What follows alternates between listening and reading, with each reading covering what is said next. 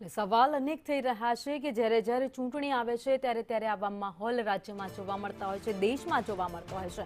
ત્યારે Lal Qila metro station અત્યારે બંધ કરી દેવામાં આવ્યું છે। સુરક્ષાના કારણોસર પ્રવાસીઓ પર પ્રતિબંધ મૂકવામાં આવ્યો છે।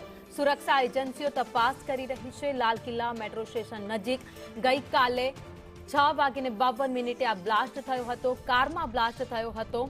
તપાસ અત્યારે પોલીસ કરી રહી છે। તમામ એજન્સીઓ સુરક્ષા એજન્સીઓ કામે લાગી ગઈ છે, જ્યારે લોકોને કોઈ પણ તકલીફ ન પડે તે માટે ખાસ સતર્ક રહેવા કહી દેવામાં આવ્યું છે। ને લાલ કિલ્લા મેટ્રો સ્ટેશન પાસે જે બ્લાસ્ટ થયો હતો ત્યારબાદ આ મેટ્રો સ્ટેશન છે સુરક્ષાની દ્રષ્ટિએ બંધ કરવામાં આવ્યું છે।